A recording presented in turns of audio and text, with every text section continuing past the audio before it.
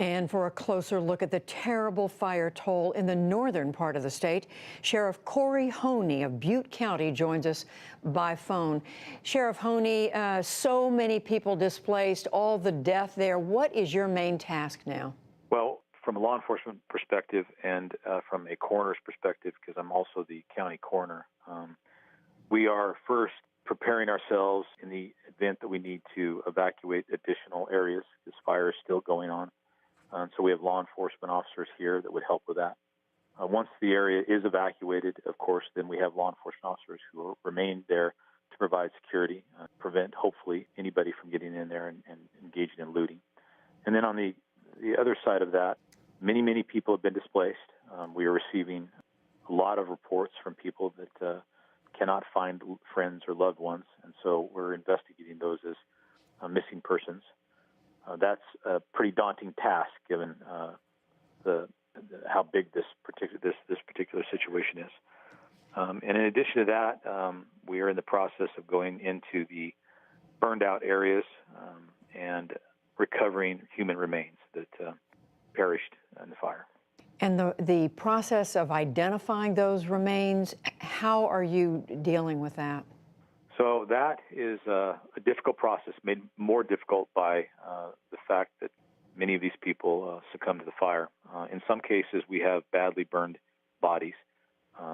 In those cases, if there are fingerprints still available, we might use fingerprints to identify them. We can also use dental records.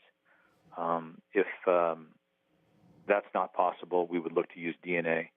In other cases, the fire was so intense that all we have is skeletal remains or bones.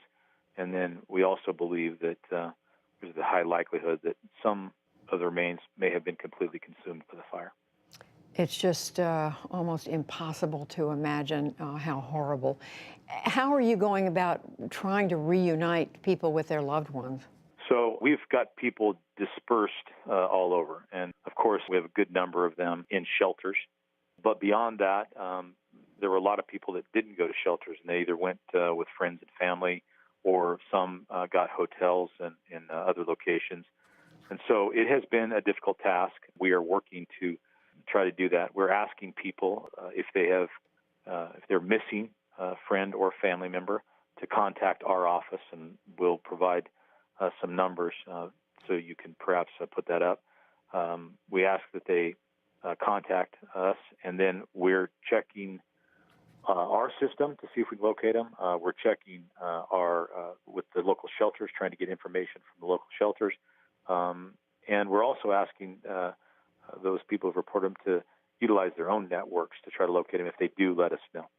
Are there any good stories you're able to find? Are you able to reunite people? We are. And although I don't have that specific number in front of me, but we have been able to find people and make sure that they were accounted for and reunite them. And that is a really positive thing. And do you have enough help? Do you have enough in your office and adjacent sheriff's offices to do the work that you need to get done? Well, certainly my office is not big enough to take on. This is a monumental task. I mean, it's unprecedented given what we're dealing with. I think at this point we're on pace to be the deadliest fire in the history of California. So I've reached out through the California Law Enforcement Mutual Aid System, and as a result of that, I have law enforcement officers, search and rescue members, coroners teams, a whole host of specialties and disciplines that have come from throughout California to assist me. Sheriff Kory Honea dealing with what just sounds like an almost insurmountable job, but we certainly hope you're getting the help you need, and we wish you the very best. Thank you. Thank you. I appreciate it.